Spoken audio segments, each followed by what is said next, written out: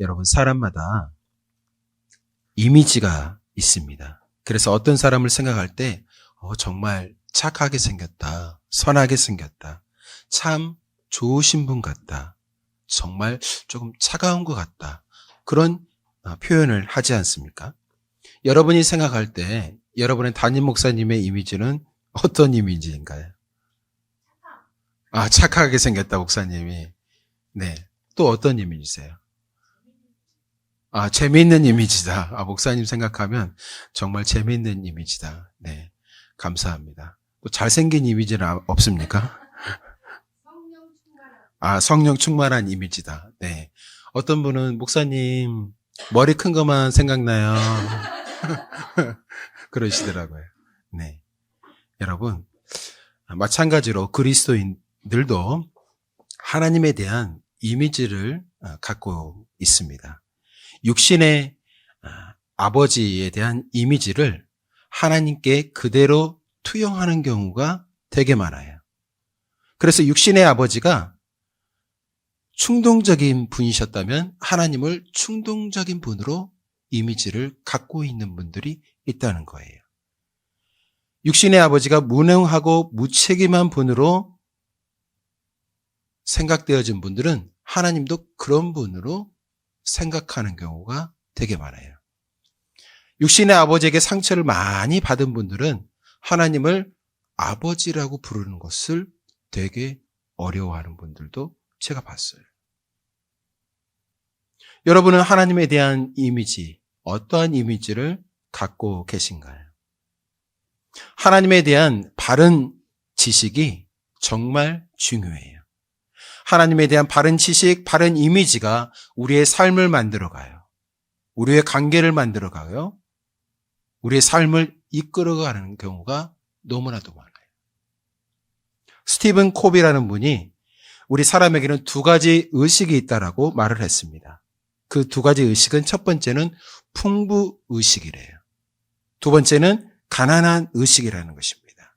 그래서 하나님을 풍부한 분으로 생각하기도 하고 어떤 분은 하나님을 정말 냉담하고 야박한 분으로 생각하는 경우가 있다는 거예요. 누가복음 15장에 보시면 탕자가 자신의 아버지에 대해서 이렇게 말을 합니다. 이에 스스로 돌이켜 이르되 내 아버지에게는 양식이 풍족한 품꾼이 얼마나 많은가. 아버지를 풍족한 분으로 생각하고 있는 거예요. 여러분, 마찬가지로 우리 하나님은 풍족한 분이고 풍부한 하나님이시며 모든 것이 충만한 아버지라는 사실을 여러분 믿으십니까? 그런 하나님께서 우리에게 필요한 것을 넉넉히 채워주시기를 원하신다는 거예요. 하나님은 우리의 욕심과 욕망, 탐욕을 채워주는 분이 아니라 우리의 피로를 아시고 피로를 채워주시는 분이신 거예요. 사랑하는 여러분, 하늘에 나는 모든 새들도 하나님께서 입히시고 먹이시잖아요. 이 땅에 피어나는 모든 들풀들도 하나님께서 돌보시고 입히시는 거예요. 하물며 사랑하는 여러분, 외면하시겠습니까?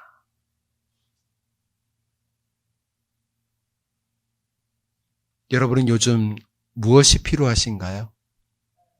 혹시 이건가요?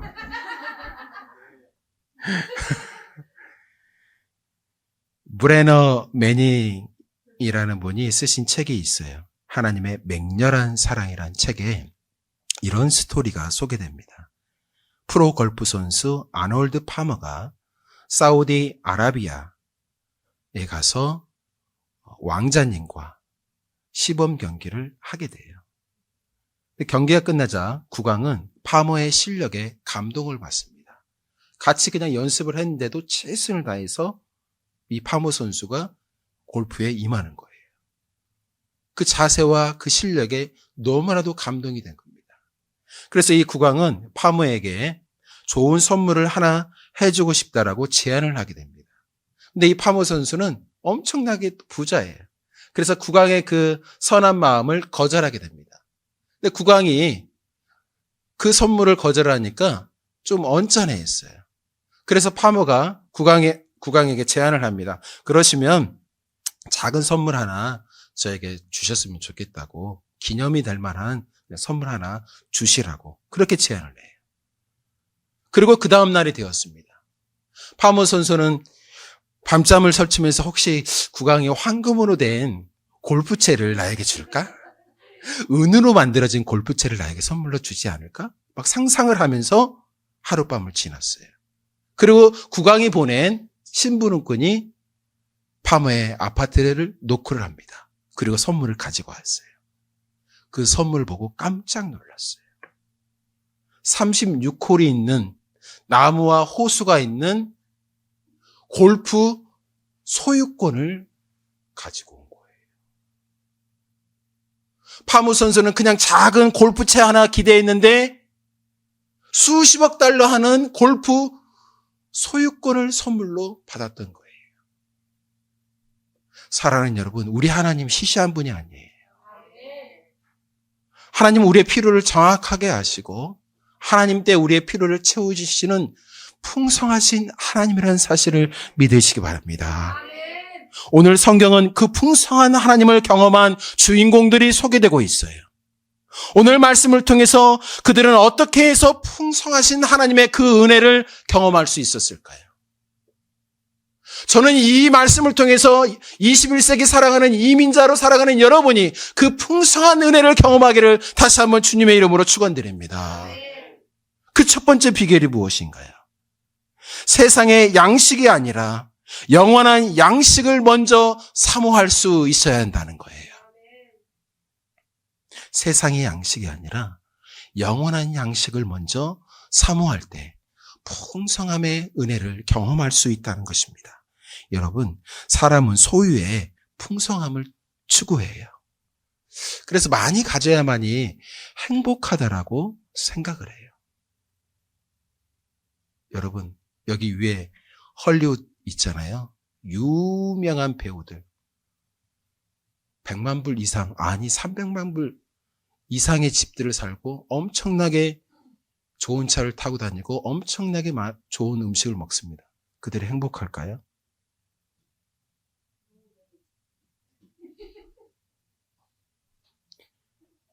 여러분, 100만 불, 200만 불 있으면 행복할까요? 아니에요. 행복은 조건에 있지 않아요. 행복은 소유에 있지 않아요. 수많은 사람들이 더 많은 부를 얻기 위해서, 세상의 양식을 얻기 위해서 시간을 투자하고 거기에 목숨을 내던지는 경우가 얼마나 많이 있습니까? 여러분, 부를 쫓는 인생, 세상의 양식을 쫓는 인생의 결국은 거품이에요. 세상의 양식은 결국 썩어질 양식이라고 성경은 말씀하고 있어요.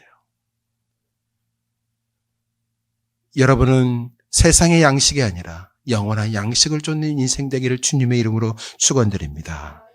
오늘 본문 말씀의 배경이 소개되고 있는데요. 이스라엘은 솔로몬 왕 이후로 북이스라엘과 남쪽 유다로 나누어지게 됩니다. 그런데 북이스라엘은 이제 아합 왕 시대에 가장 타락을 경험하게 돼요. 아합 왕이 이세벨, 이방 공주를 불러와서 함께 결혼을 하게 됩니다. 이세벨은 이방신 바알을 섬겼던 여인이었어요. 그래서 아합 왕도 하나님을 섬기는 신앙을 버리고 이방신 바알을 섬기기 시작했던 것입니다. 그때 그 상황을 이렇게 성경은 표현하고 있어요. 열왕기상 16장 30절 함께 읽어보도록 하겠습니다. 읽어봐요. 시작. 오므리의 아들 아합이 그의 이전의 모든 사람보다 여호와 보시기에 악을 더욱 행하여. 아합 왕이 하나님 보시기에 악을 행하는 것입니다. 바알을 섬기고 바알 섬기기 위해서 신전을 짓습니다. 또한 말씀해 보니까요, 아세라상을 만들어서 백성들로 하여금 섬기게 하는 거예요. 북이스라엘 사람들은 하나님을 버리고 바알을 섬기기 시작했다는 것입니다. 여러분, 바알이 어떤 신이냐면 풍요의 신이었어요. 비를 내리고 땅에 열매를 맺게 하는 신이 바로 바알 신이었던 것입니다. 그래서 이 바알을 섬기기 위해서 아합이 제단을 쌓고 바알을 섬기게 했던 것이에요. 이 시대가 바로 북이스라엘 가운데 영적으로 가장 암흑기에 접어들게 됩니다. 영적인 기근을 경험했던 시대가 바로 이 시대였던 거예요.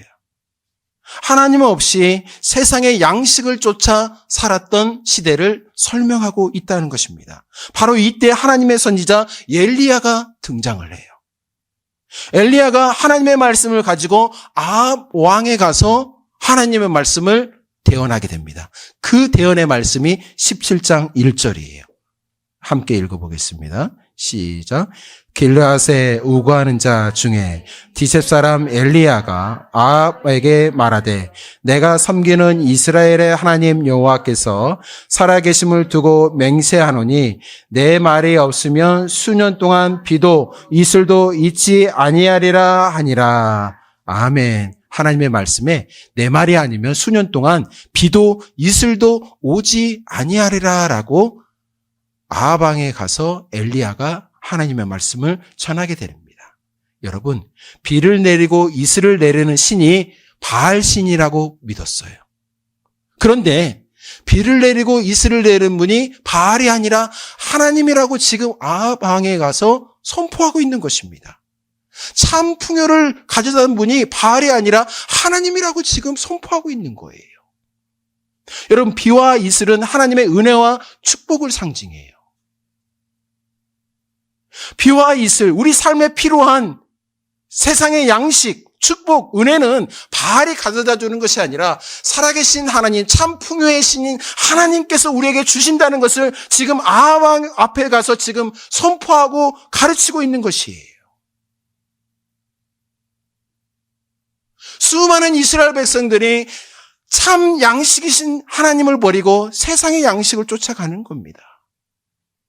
엘리야의 이름의 뜻이 여호와가 하나님이시다는 뜻이에요. 엘리야는 권력 앞에 나아가서 하나님을 선포합니다. 권력을 두려워하지 않아요. 하나님의 말씀을 전합니다. 엘리야는 하나님의 뜻을 쫓아 하나님께서 원하시는 일에 인생을 걸어요. 영원한 양식에 투자하는 삶의 본을 우리에게 보여주고 있는 거예요. 사랑하는 여러분, 삶의 우선순위를 한번 생각해 보세요. 우리의 삶의 우선순위가 먹는 것에 있는가, 아니면 우리를 먹이시는 하나님께 있는가? 우리의 삶의 우선순위가 세상의 양식을 구하는가, 아니면 영원한 양식 되시는 하나님을 구하고 있는가? 자문해 봐야 돼요. 요한복음 4장 34절에 예수님께서 수가성의 여인을 만나시고 이렇게 말씀하십니다. 예수께서 이르시되 나의 양식은 나를 보내신 이의 뜻을 행하며 그의 일을 온전히 이루는 것이니라. 예수님의 양식은 하나님의 뜻을 이루는 거래요. 하나님의 뜻이 무엇이었습니까? 잃어버린 자를 찾는 거였어요. 예수님의 양식은 하나님께 두었고 예수님의 양식은 하나님의 뜻을 이루는데 두었다는 것을 우리에게 말씀하고 있습니다. 그리고 나서 예수님께서 요한복음 6장에서 오병이어로 5,000명을 먹이신 사건을 소개해요.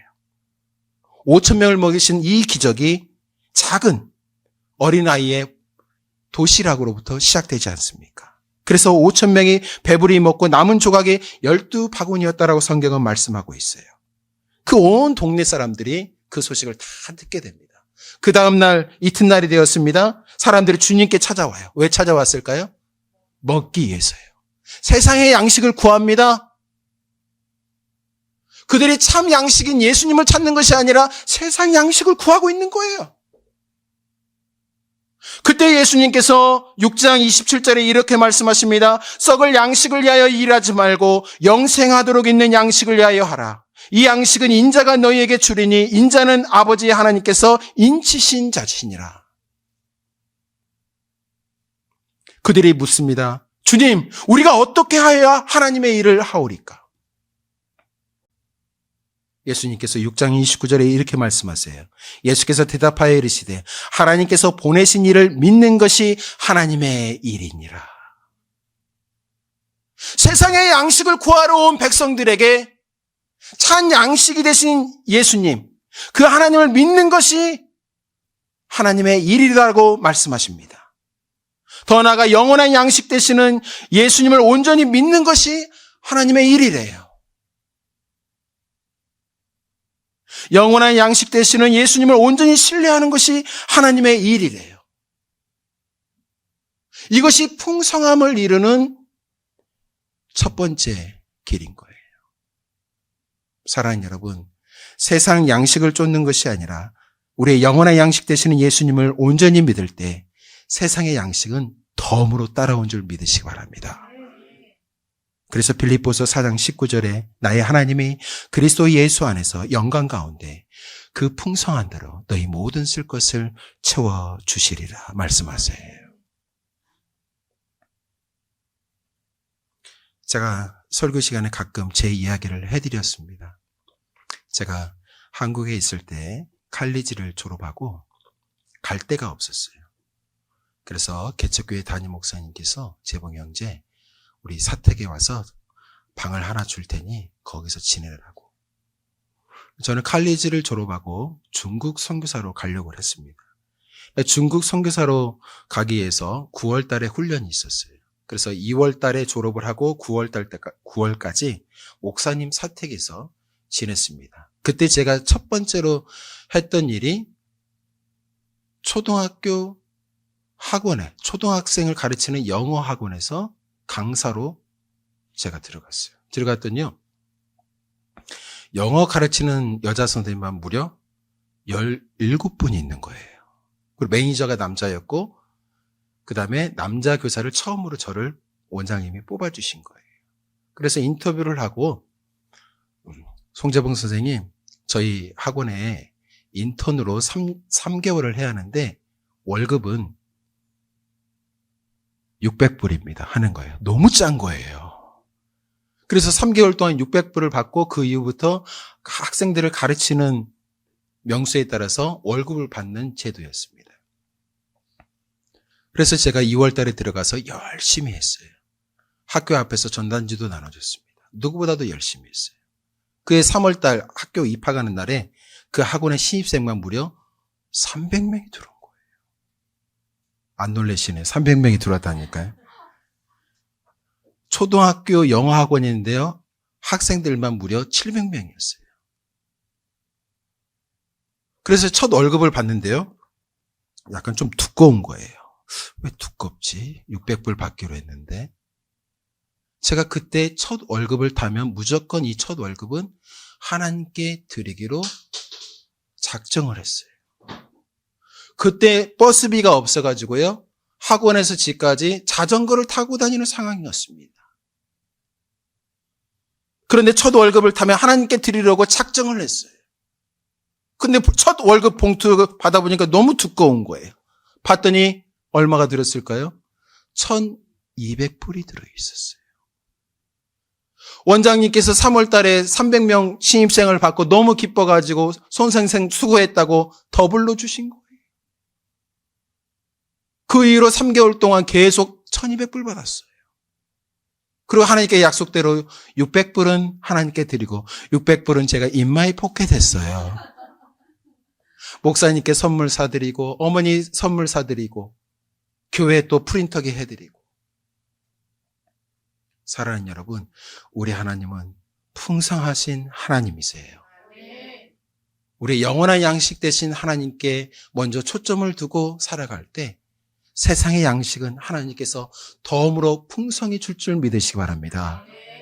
세상의 것을 쫓아갈 것인가 하나님의 것을 쫓아갈 것인가 갈등하실 때 영원한 양식 되신 하나님을 붙잡고 쫓아가는 인생 되기를 주님의 이름으로 축원드립니다. 이것이 첫 번째로 우리가 풍성함의 은혜를 경험할 수 있는 비결인 거예요. 두 번째로 여러분, 우리 이 말씀을 통해서 풍성한 축복을 받을 수 있는 비결이 무엇일까요? 그것은 작은 것을 드림으로 풍성함을 경험할 수가 있어요. 큰 것이 아니라 작은 것을 우리가 드릴 때에 풍성함을 경험하게 된다는 것입니다. 엘리야가 왕 앞에서 하나님의 말씀을 전하자 이세벨이 이제 엘리야를 죽이고자 했어요. 그래서 하나님께서 엘리야에게 임해서 그린 시냇가로 숨으라. 거기서 그린 시냇물을 마시면서 거기서 머물라. 그리고 하나님께서 아침 저녁으로 무엇을 보내십니까? 까마귀를 보내어서 떡과 고기를 먹이십니다. 근데 그 그린 시냇가의 물이 마르자 하나님께서 또 뭐라고 말씀하십니까? 사르밧 가부에게 나아가라. 여러분, 하나님은 이처럼 길을 예비해 주시는 하나님이세요. 하나님은 이처럼 좋은 길로 인도해 주시는 분이세요. 하나님은 풍성한 길로 우리에게 채워주시기 위해서 좋은 길 예비해 주신 것을 여러분 믿으시기 바랍니다. 여러분, 사르밧은 이세벨 여왕 아버지 엘바알이 통치하는 땅이에요. 엘바알이라는 왕의 통치하는 중심지에 있는 지역입니다. 바알을 섬기는 중심의 땅이에요. 이방 땅입니다. 그 땅에 이미 가뭄과 기근이 찾아왔어요. 그런데 하나님께서 바알을 섬기는 그 중심에 풍요케 하시는 하나님의 기적을 나타내신다는 거예요.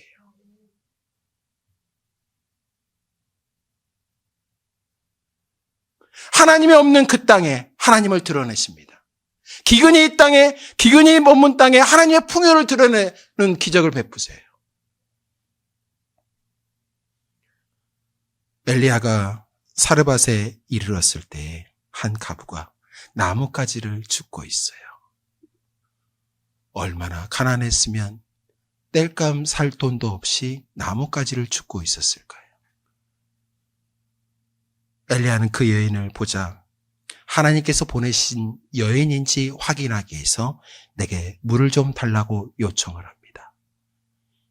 여인이 엘리야의 말에 순종해요. 두 번째, 엘리야가 가부에게 내 손에 떡 한 조각을 내게로 가져오라고 테스트를 해요.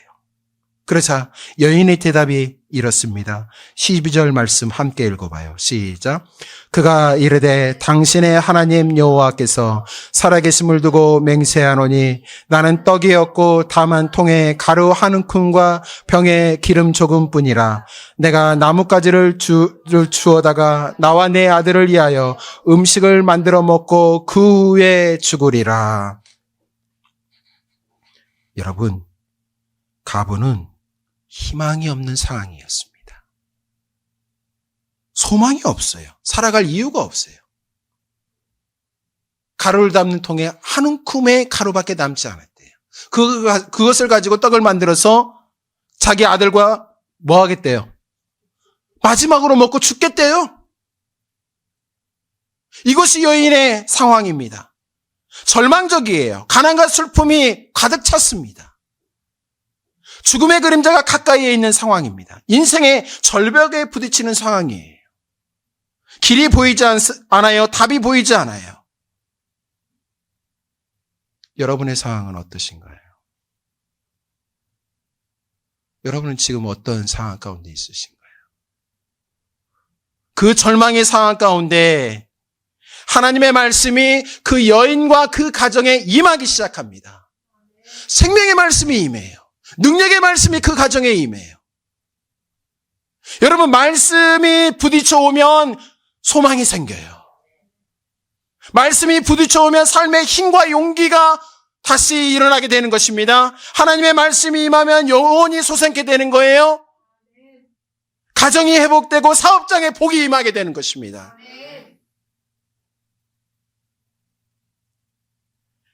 여러분, 세상의 기근, 세상의 물질이 부족한 것이 아니라 실제적으로는 내 영혼을 솟게 하는 말씀의 기근이 문제인 거예요.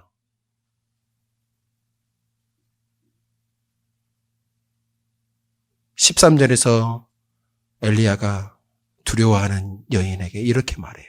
두려워하지 말고 가서 내 말대로 하려니와 먼저 그것으로 나를 위하여 작은 떡 한 개를 만들어 내게로 가져오고 그 후에 너와 내 아들을 위하여 만들라.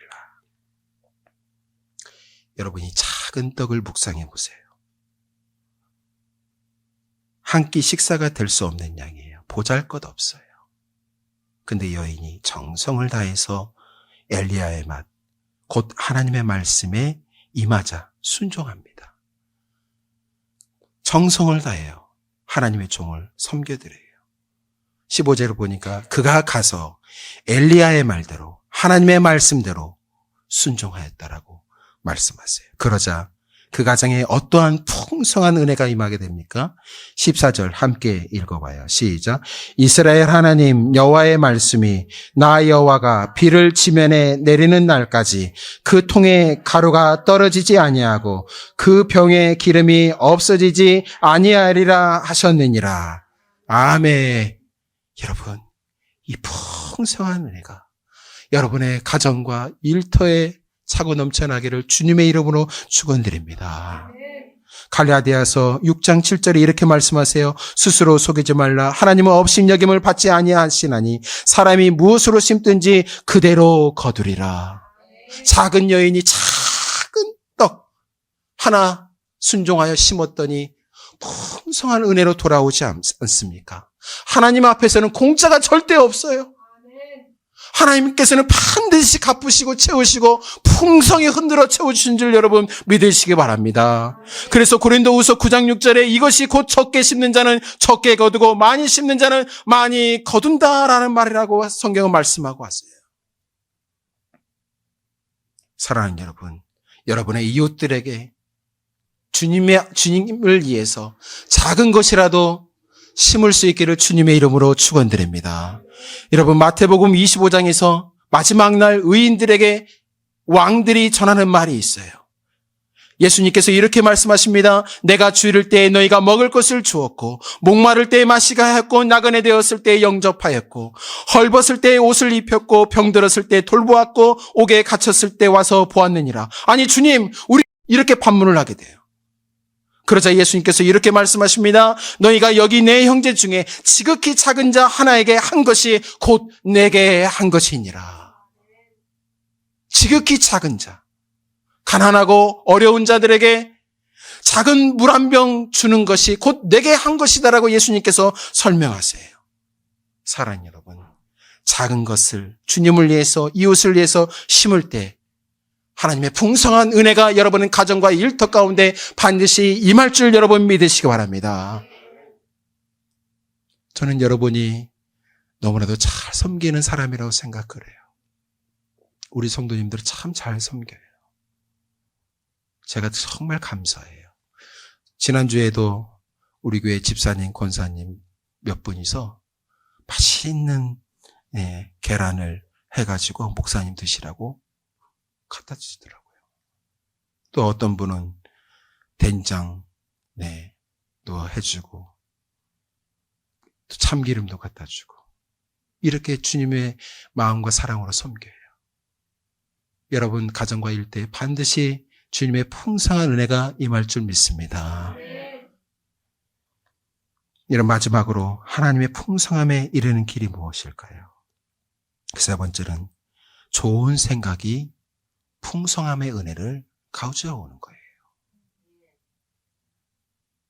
여러분, 엘리야는 가부의 집에 약 2년 가까이 머물게 됩니다.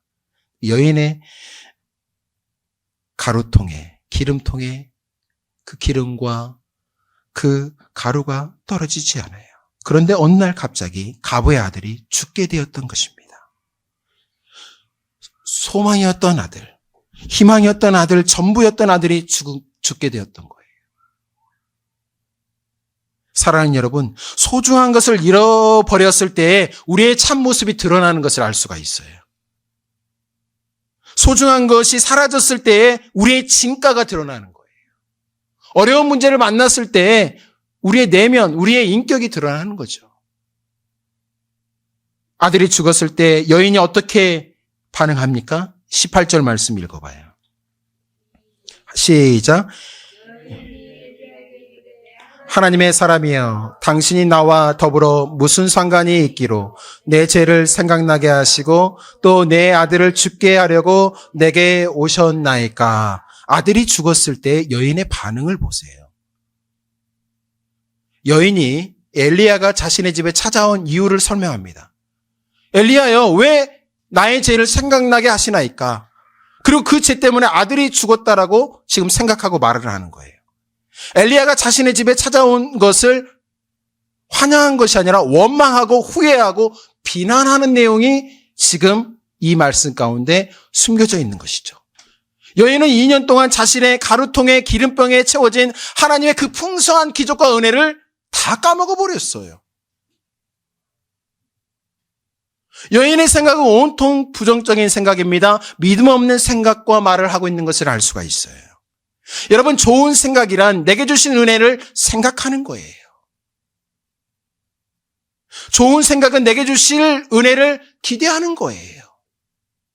좋은 생각은 모든 것을 협력하여 선을 이루실 하나님을 생각하는 겁니다. 그 생각의 시작으로 인해서 하나님의 풍성한 은혜가 임하기 시작하는 거예요.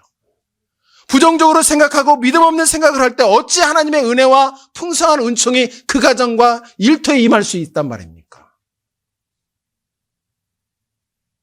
여러분, 생각하고 마음 먹는 것이 삶에서 반드시 열매로 맺혀지게 되어 있어요. 그래서 생각은 곧 상상력입니다. 꿈과 비전은 생각에서부터 시작이 되는 거예요. 더 나은 미래, 더 희망찬 미래, 더 복된 미래를 꿈꾸는 사람들의 생각과 말을 들어보세요. 미래의 희망의 말, 긍정적인 말, 말씀에 빗대어서 말씀을 붙잡는 믿음의 말을 하지 않습니까? 여러분, 생각은 말로 표현돼요. 그 사람의 말을 보면 그 인생을 알 수가 있어요. 풍성함을 누리는 사람은 계속해서 풍성함의 말을 하고 생각을 해요. 에베소서 3장 20절에 이렇게 말씀하십니다. 우리가 생각하는 모든 것에 생각이 중요해요. 좋은 생각을 하게 되면 좋은 열매가 맺힐 줄 여러분 믿으시기 바랍니다. 풍성한 생각을 하면 풍성한 은혜가 맺혀질 줄 여러분 믿으시기 바랍니다. 하나님은 과부의 아들의 죽음을 통해서 과부에게 역전의 은혜, 기적의 은혜, 부활의 은혜를 경험케 하세요. 그리고 이 여인의 생각을 하나님께서 바꿔주십니다. 24절에 보이니까 죽은 아들이 살아난 것을 보고 여인이 이렇게 말해요. 여인이 엘리야에게 이르되 내가 이제야 당신은 하나님의 사람이시요 당신의 입에 있는 여호와의 말씀이 진실한 줄 아노라. 하나님은 이 기적의 사건을 통해서 여인의 생각을 풍요로운 생각으로 바꿔주십니다. 하나님이 이 기적의 사건을 통해서 하나님에 대한 여인의 생각을 바꿔주세요. 말씀을 맺겠습니다. 우리 하나님은 풍성한 하나님이세요. 여러분의 피로를 채워주실 넉넉한 하나님이세요. 그렇다면 우리의 영원한 양식이 되시는 그 하나님만을 사모하고 그 하나님과 동행하는 복된 인생 되기를 주님의 이름으로 축원드립니다. 그리고 작은 것에 섬기고 드리십시오. 심으십시오. 하나님은 60배, 30배, 100배로 갚아주시고 채워주십니다. 좋은 생각으로 심으십시오. 풍성한 생각으로 심으십시오. 풍성한 축복이 여러분 가운데 반드시 임할 줄로 믿습니다. 기도하겠습니다.